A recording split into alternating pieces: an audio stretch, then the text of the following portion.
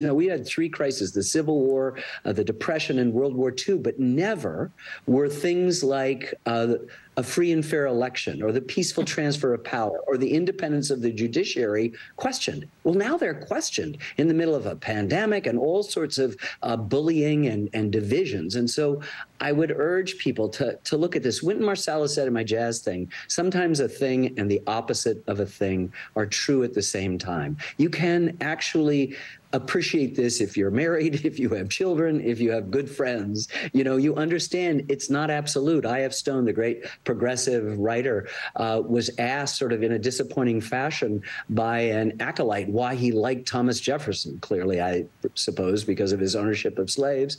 And Stone said, because history isn't melodrama, it's tragedy, which means to me that in melodrama, every villain is perfectly villainous, every hero is perfectly virtuous. But life and history, which is the recorded life, isn't like that. And so we have to figure out a way to understand each other. The book is an attempt to do that. All the films we attempt to do that. And nothing is ever achieved if you run away and put your head in the sand and don't confront the really tough stuff. It's so brilliant.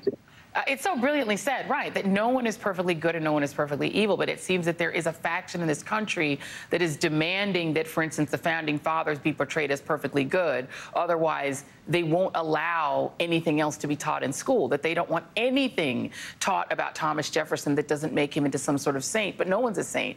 And I wonder what you would say to some of these governors in a lot of these red states who are saying, well, we can't teach anything about the founders, for instance, that isn't absolute virtue, because it's going to make white children feel badly, or it's going to, if you teach about slavery, it's going to make white kids feel guilty, or if you teach anything about the founders that isn't that they were perfect, it's going to make people hate America. What would you say to those people? It's just so simple, Joy. You know, in most of those states, the state religion is not Christianity or whatever. It's football. And if you had a football coach who in high school on a Friday night or in college on a Saturday didn't tell it like it was, oh, we really stunk on defense, the offense was good, but our special teams were this. If you're not telling the unvarnished truth, you don't get better and you don't get a new contract. In fact, you get fired mid-season. So why wouldn't we, if we assume that we're the most exceptional country on earth, why wouldn't we be harder on ourselves than anything? And it's not harder, it's just true. You know, you want to look at this fact, the guy who articulated, distilled a century of Enlightenment thinking into one sentence. We hold these truths to be self-evident, that all men are created equal, owned 600 human beings in his lifetime, didn't see the hypocrisy and the contradiction, and that's the story. That's interesting.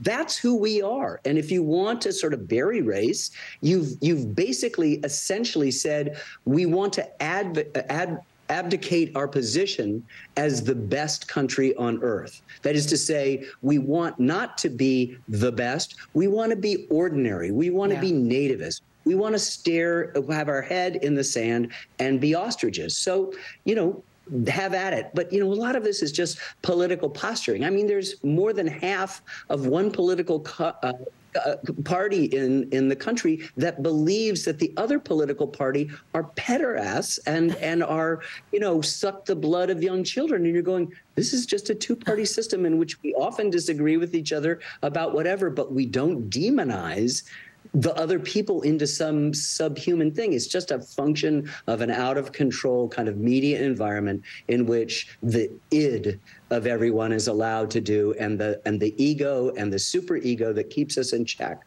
But our elections just said, you know what? We don't want election deniers. We don't want these people who think, you know, these fabulous stories are true. Maybe it's compelling and it gets a good laugh at rallies, but, you know, we basically want our democracy to continue, and we want to have at least a two-party system, and we want to respect people who we disagree with, just as we hope they will respect us. So my work has always been about telling a complex story that doesn't throw the baby out with the bathwater, isn't so revisionist that it is, you know, everybody's a villain. That's the same melodrama as the other end of the scale. And you just say, you have to be honest. Yeah. Well, Ken Burns, you're not a pastor, but that was a sermon. And I'm just going to go ahead and say amen.